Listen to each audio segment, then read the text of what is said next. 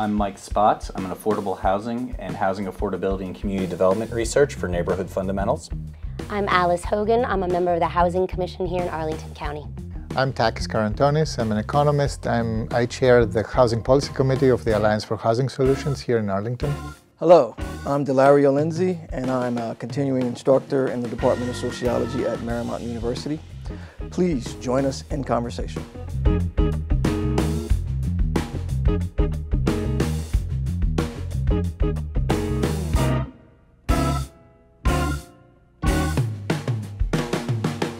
I think everyone acknowledges that there is a lot that needs to be done to address housing affordability in Arlington and Alexandria, and by extension Fairfax County as well. I think that a lot of people recognize the tools that need to be deployed to do that. I don't know if people recognize how rapidly those tools will need to be implemented to actually make a meaningful dent in the affordable housing challenges in Northern Virginia. Well, it really makes sense because we already have an affordable housing crisis before this arrival. And so we need to be doing everything we can. When we're losing 1,000 market rate affordable units every year, we are hemorrhaging affordability, and that's prior to their arrival. So not only do we need to deal with what is going on for us as a community, we need to anticipate what that's going to mean when there's that much pressure on the housing market as we move forward. Yeah. Well, there are people who say that's not an extra pressure. We had it before, and that there's 25,000 people of employees over the next 10 years is basically the replacement of the 17,000 BRAC employees. But we all know that we are in a different place, right? Housing is not only not affordable anymore. What is interesting is that what has been always the goal in Arlington to have choices for everybody. So for across the gamut, we're not talking about only moderate and low income housing. We're talking about all, and especially middle class housing. These choices have been disappearing. The disappearance of market rate affordable, of what is the normal, the big middle of the housing market, is something that is a fact. I mean, I'm surprised that we have market rates to lose anymore. Well, you give a good point. I think one of the things we need to realize is that all housing stock needs to increase and rapidly. Right. Because as we know, if these are mostly higher income earners that are coming with Amazon, the pressure will go down the income scale, and low income earners will have nowhere left unless we provide housing at all levels. I think one of the concerns that I have, and we were addressing this earlier, when we think about whether or not the Amazon deal, as it is, will it be a bomb or a boon? That was one of the things that we were talking about.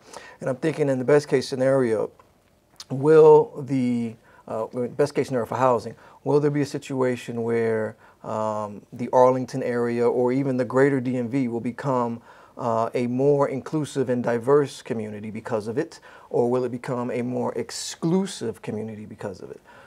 And diversity doesn't just mean in terms of identity locations, but diversity in terms of socioeconomics, in terms of the type of economic, or we could say the type of workers that we have here, along with the types of family constructs that we have here.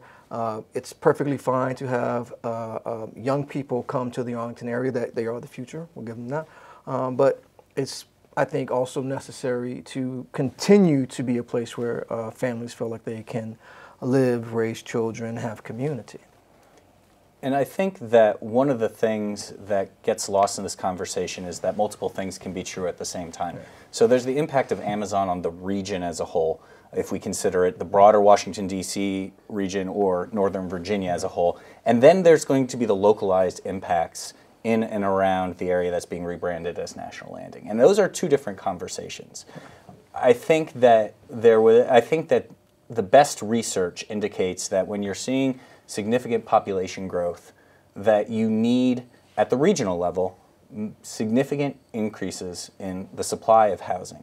But what that does, but the same research suggests that within individual neighborhoods, you can have cost pressures that result not just because of the regional population growth, but because of those supply increases. So you can't have broader-based affordability without the supply growth, because people need to live somewhere. But you can't. But if you're having that supply growth, and the impacts that you're going to have depend on how you go about permitting and enabling growth in housing supply. But you have to be able to look at the fact that there is potential short-term negative repercussions, and they can be concentrated on specific communities. So if we're looking at the Amazon situation, there was an analysis from the Fuller Center or Fuller Institute at George Mason University that illustrated that given the dispersion of where people live and commute to, and given the relatively gradual build-out of jobs that Amazon will be hiring, that the actual housing market impacts put in the context of the larger housing market, it's a meaningful increment, but it is an increment. It's going to exacerbate our existing challenges that we're not addressing yet, but it is not sort of a tsunami. But where we may see the tsunami is in the areas around the Route 1 corridor and Crystal City. And the problem with that is a lot of our existing market rate, unrestricted stock that is, in the scheme of things, for Arlington, Alexandria, relatively affordable, is within that general vicinity. So if we're looking at housing policy and the impacts, multiple things can be true, that this may not be the game changer that everyone's talking about it from a regional perspective, but it could very much be a game changer in those communities. So how do we increase the housing supply to accommodate new growth? Because people need to live somewhere, without having people that are already low and moderate income households being the ones that bear the brunt of the quote-unquote greater good of economic and regional growth. It can happen, but it's difficult. Right, and will that be displacement, that folks at lower income levels will just have to leave entirely? Or are we going to be able to do something that creates the units that they need, and we need to subsidize like we do now, but we're not meeting today's needs with the Affordable Housing Investment Fund. And so my looking at the future, I'm thinking if Arlington could deal with the problems that we have now and get as many tools in place as you're saying, and find as much funding as we can to get ourselves on a good grounding now, we have the additional challenges that are coming with this build-out. We really can't wait for the build-out. We need to deal now with what was already our own crisis so that we'll have some resources and be prepared for the future challenges, which are 10 and 20 years. So this causes me to think about the boom of the Amazon deal. Best case scenario, we get in the region, we get these revenues coming in from, I think they're expecting of the 25,000 jobs, I think I read this right, around 31% will be outside of Virginia, but around 65% or so will be within the Virginia area and probably within Arlington. So best case scenario, we get those tax revenues, we get some money in the Affordable Housing Fund, and we get some new affordable housing lined up to be built. My question would be, where would that housing go? Would it be in these neighborhoods that are going to be up and coming, that are going to have all the new amenities, that are going to be located near transportation and easy access to the various different communities in the DMV, or will it be in some newly constructed Arlington periphery? Is a question that I seriously am pondering myself. Sure, but I mean, there is a hyperlocal effect, that's true. And I think that the Fuller Institute still hasn't factored in the economic image change that Amazon will induce. It's not only about Amazon. Amazon is basically a placeholder for what else will happen there. This is a major change because we are a company town. The company is the federal government. We are used to, massive employers like the federal government. However, this is a new thing. Now we are the home of major names. I mean, it was Boeing, then it's Nestle, then it's Amazon. To the investment capital in this nation, this means something. That makes the place, Arlington, the National Landing, the metropolitan region, a very, very interesting target. And frankly, we have been not good at producing even close to sufficient supply. We have been woefully behind. I mean, the Council of Governments has been estimating that until 2040, and correct me if I'm wrong on this, we are lacking half a million units. I mean, more or less. This to accommodate the normal increase in the expected increase in population. So and this is a big if Amazon signals a new era of economic vitality with the consequent or subsequent influx of new people in the larger region, that may even exacerbate our underperformance there. Yeah. And then the where. This is not the federal government anymore. These are not people who work in professional lives of 20 years and for whom we built highways to drive until they qualify back in the 60s. These are companies with extreme short professional cycles, 2, 3 years, 4 years. They require from their workforce to be within 30 minutes distance they have a completely different life work balance. So yes, it will impact the immediate neighborhood. And I'm thinking of neighborhoods there, not only the Crystal City and Columbia Pike, but also Knock, the neighborhoods that are along Glebe Road, in an interesting way. While we have a solid plan to accommodate the density, so the zoning game we played, that we have it on Columbia Pike and Route 1, the rest is for me still a little bit foggy, and we have to look at solutions. And I think that's one of the big pieces, and that is not, and several of you alluded to this or said it directly, that it's not just the number of units we build. It's about supply, but it's about the supply across a range of dimensions. And that includes tenure, rental versus ownership. That includes building typology. Are we talking about rental units, 1 and 2 bedroom units? Are we talking about family size units? Are we talking about family size units that are more linked closer to ownership demand, like townhomes? It doesn't necessarily have to be detached single family homes, but typologies that give a little bit more space. And then there's the question of location. So we have to address supply across all of those dimensions if we're going to address housing affordability. And there are ways that you can enable supply growth that lend itself towards more affordability and less affordability. And it could lend itself towards more affordability for certain demographic groups and less affordability for certain demographic groups. And those are the tough questions that Arlington and Alexandria and Fairfax are going to have to discuss moving forward, because there is a growth model that permits the total number of units that you need to have built, but there could still be some pretty significant displacement pressures if we're not paying attention to those different dimensions of supply and not addressing how we absorb housing demand outside of that close-in corridor around Crystal City. So it's all well and good that we should be building dense multifamily properties around transit centers, around business centers, in those mixed-use communities. That's a good thing, because then there's less pressure on higher income renters competing for the more affordable rental options that already exist on the market. There is sort of a direct connection between the availability of one type of unit and demand in the other segment.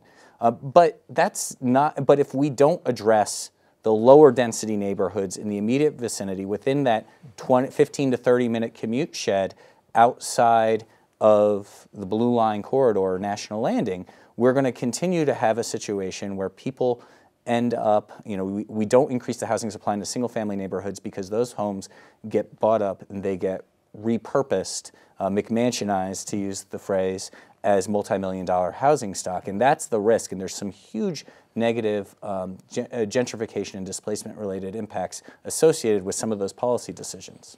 I think you're right. To me, this is such an opportunity for Arlington to be as creative as possible right now. We have a lot of public support for affordable housing. We have the need. We have resources, and it's about the will and the creativity, I think, at this time. And we're only 26 square miles, so pretty much anyone could be within this 30-minute range. And so that will affect the whole community and obviously, you know, other local areas. And so, you know, what do? We need to look at zoning.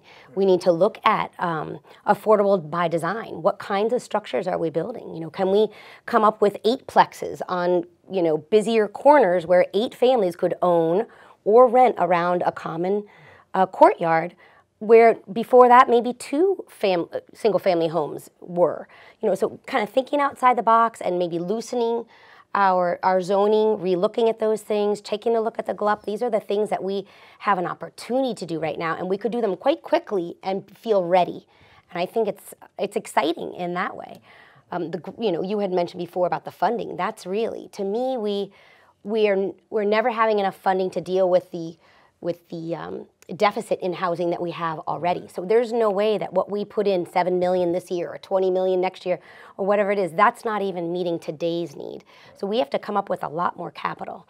And one idea that I had was a bond. If we're expecting tax revenues in 5 and 10 years from Amazon, why not do a bond now, get the money we need, start the planning, start the development, and it'll pay itself off when revenue comes. We've been, you know, with such a demand or a deficit of commercial revenue because of all this vacancy. So we're behind in our money. Well, that will change eventually, supposedly, between Amazon and other companies coming. So we can look forward to revenue, but we don't have it today. It's interesting. The bond idea causes me to think about the potentiality of tension between Arlington County and the folks down in Richmond. Like, are there Virginia state priorities that would come into conflict with the, you know, regional priorities of Nova or specifically Arlington? If we're talking about managing growth, if we're talking about expanding affordability, is that a priority that the folks down in Richmond share? Let's hope. They sure sounded that way in the news conference. The landing of Amazon in National Landing is partially not. I mean, is substantially also of the making of Virginia, of the state. So the state was critical to get this new Northern Virginia economy growing and going. To me, there is another dimension to what we are talking about. It's not only about stopping the bleeding of our middle class and of our moderate income. Actually, in an interesting way, what our region has become, and Arlington as well, is that we are attracting the two opposites, the two polar opposites of the income scale. We are attracting the high-earning households on the one side and the lowest on the other side. The only problem is, and this is a significant problem, is that for the lowest, the conditions of living, the conditions of being able to work close to the job because they don't have any other choice, have been deteriorating over time. So that's an additional sociological problem. To me, when we have a growing economy, when we get again into a growing path, we have to see also whether our housing market invites anybody in, except for those. I mean, we need a lot of moderate and middle class income jobs as well. The normal thing would be to create them, and just thinking that they will somehow commute from Prince William County for an hour and a half is just ridiculous. It's preposterous. So we have to solve that too, and this is really a higher, this is why thinking about bonding, thinking about pre-financing is very, very important. And last but not least, we're running against the time, because what means the landing of a major employer, the landing of a big flashy investor means immediately something for land prices. And the later we get into this game, the more expensive this land will be. So it will be, with the same money, we will be making less units, or we will need a lot more money later to do what we can do now in that phase. And I think that's a really important point. We need to think of this bond as a down payment, to use housing terminology, that we need to act now. And the good thing about Amazon coming is that these are the things we should have been doing anyway. Amazon makes things incrementally more challenging, but we should be doing these things anyway. So it's not like we're going to go do some radical departure, some irresponsible things as this moonshot to accommodate Amazon's growth, or the growth that Amazon induces. These are things that we should have been addressing. We should have been tackling supply more robustly. We should have been tackling dimensions, different diversification of our building types more robustly. We should have been investing more in our affordable housing stock more robustly. These are things we should have been doing anyway. And if this creates the impetus, then this can be a good thing. But just to give a data point, or a general data point that illustrates the scope of the challenge, we're about to release some research as part of the Northern Virginia Affordable Housing Alliance on equitable supply growth. How do we address the range of incomes and supply that can, or the changing economic demographics of the region, including population growth, and how do we grow our building stock to accommodate that growth? And in looking at data that's been collected by Arlington County, by the City of Alexandria, by Fairfax County, it's pretty stark, the challenges that we have. Arlington's entire stock of committed affordable housing is approximately half the number of market rate affordable units that have been lost from the stock in since 2000. So ballpark figures, we have a committed affordable stock between 7,000 and 8,000 units at the time of that writing from the county, and we had lost upwards of 14,500, 15,000 market rate affordable rental housing options. And that's to say nothing of our the deterioration of the affordable home ownership stock. And by deterioration, I don't necessarily mean physical deterioration. I just mean the decline in the number of those units. So I think that we have the tools. Hopefully, we have the impetus to act, but it has to be at a scale that I'm hoping people are ready to contemplate. But I'm not sure yet, and I remain hopeful that people will realize that fairly quickly.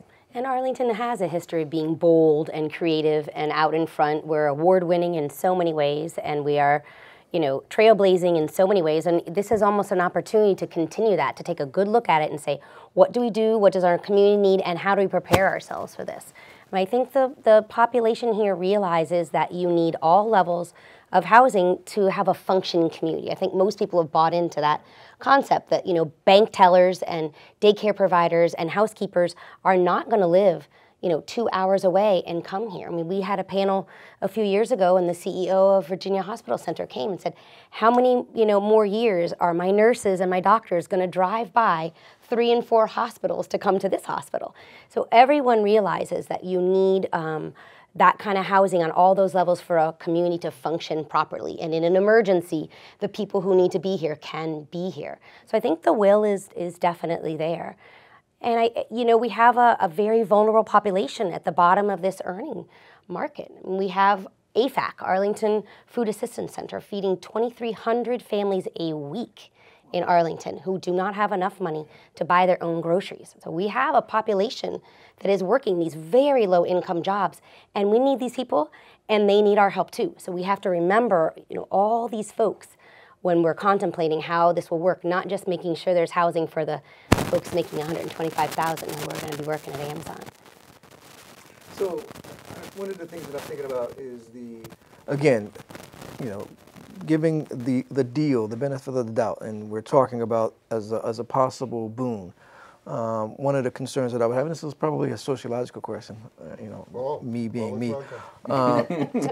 How do we get the largesse from this deal to trickle down, to have it be distributed as widely as possible, in the sense that we could talk about housing and the need for housing to be associated with a particular type of presence, right? In the sense that we don't want these service providers to be present living in some other part of Virginia and working. We want them to be present in Arlington. But we're also talking about the different ways in which community can be fortified by the diversity here. So how do we, and this is me trying to imagine it, right? Because, at this point we're just seeing, the dollar signs that are going to be associated with the developers and the potential money spent on transportation improvement. How do we get the Amazon deal to be as widely distributed throughout the Arlington region, the DMV, as possible, so that the widest proportion of NOVA residents can actually benefit from it? And you touched on something that I think is so crucial. We have such a cultural and socioeconomic diversity in Arlington. It's very special for such a small community. I think we have 135, if I remember, 135 different languages are spoken just in Arlington. That's incredible. But many of these people are immigrants or first generation, and we need to provide for them or they'll be gone. We really will change the face of our community and that cultural and international diversity that we have here. We have been living here, for quite a while. Yes. Yeah. And to my and yours and ours desire to find the money to get ahead, I can see a government accountant on the other side telling me, well, you know something, you don't want to jeopardize your 10% debt service because this makes you a AAA bond rated community, and you, under no circumstances you want to kill this. And we have been slow in the uptake many times. Mm-hmm. So we had BRAC until we reacted to BRAC. We had to feel the pain. And we had now this slow decline of our commercial base through, chronic vacancies in our commercial buildings. So all of a sudden we discovered that we have to fund our schools because we have a higher demand for school seats, like in the entire region, but here as well. So all of a sudden we had now to bond in order to get the capital investment money in, etc. So we have a track record of planning ahead. But financially, we are a little bit in a pickle now. We are looking into 3 or 4 years that are really tough. And every decision that goes over the agreed upon rules will have to be fought politically. And that's something that we haven't spoken to the community yet about. Well, and as I said before, I'm not going out. I think a bond or additional financing for affordable housing is important. When you view that in the concept of the 10% cap for our AAA bond rating, that's a different conversation, and that is sort of a conversation for another day probably. But I think one of the things that we have to look at in terms of, as we plan for this moving forward, that this is only going to get more expensive. So if we're talking about the production of affordable housing, that one of the main drivers of our cost of production is the cost of site control. How do you get land on which you're going to build affordable housing? So if you wait as property values appreciate, you have two choices. You either pony up more money and more costly per unit because the land costs are that much higher, or you just give up on the goal. And I think, or I guess there's a third track where you find other creative ways to bridge the gap or to make costs lower, and I think we need to do the first and the last of that. But the second one to me is anathema. I think one of the ways that we can do that is by making the land use changes that are policy shifts that we need to make now. We can leverage new growth that'll generate more revenue for the county. Yes, in some cases there is incrementally more expenses. As population grows, there's more demand on services, but there's a pretty robust set of research and statistical analyses that suggest that certain types of development, when done well and planned correctly with smart infrastructure choices, actually population growth can be a net financial positive for the county. So it's all, the devil's in the details. It's all about how we do this. And one of the things that I want to make sure that we're not losing track of in this conversation, and it gets down to the location element of the different dimensions of supply. And looking at the neighborhoods that are going to be closest to, maybe not immediately adjacent, but definitely firmly within that commute shed, we have a lot of our communities that are low income, in some cases immigrant communities, in some cases longstanding communities of color. I think about Knock. Right. Knock is prime territory within that Amazon area. And can we find ways... In Arlington View on top of... Yes, exactly. So can we think of ways to equitably grow our supply that builds on the wealth that's being created in the form of land values to address some of the socioeconomic disparities that in a lot of cases arose from explicit government policies like redlining and segregation. So can we use this as an affirmative opportunity to create wealth-building opportunities for historically marginalized communities? A community land trust is an idea that's being explored. If you go to the Alliance for Housing Solutions website, there's a working group that's exploring the opportunity for a community land trust. That's one model for people that might be sort of in that area where they can't afford ownership on the market, but they have enough financial assets that they can move beyond rental. That's one solution. But getting control of land for affordable rental housing, I think, is really critical, because what's happening now is we have our market rate product, the market rate product that's left, that is relatively low cost. There's a lot of competition for those units, both among households, but also investors. And investors are coming in, it's called value-add investing, and they are seeing a huge gap between those rents and the rents at the new construction where a lot of the new housing stock is at right now. And they're seeing, well, what about that middle? And they are able to buy the properties, knowing that there's redevelopment potential down the line, and they are able to do some significant, but in the scheme of things, relatively modest upgrades, and significantly increase the rents. So all those $150,000 a year jobs that are coming into Arlington, are the people going to be living in, are we going to enable enough new construction that they can live in new units, or there can be enough supply growth to kind of naturally fill that middle?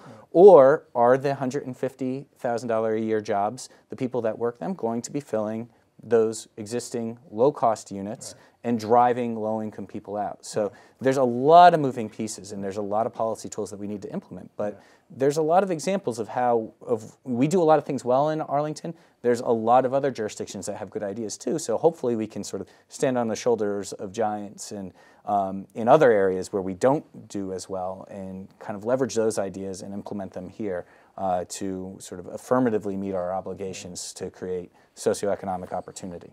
That's an excellent point. Yeah.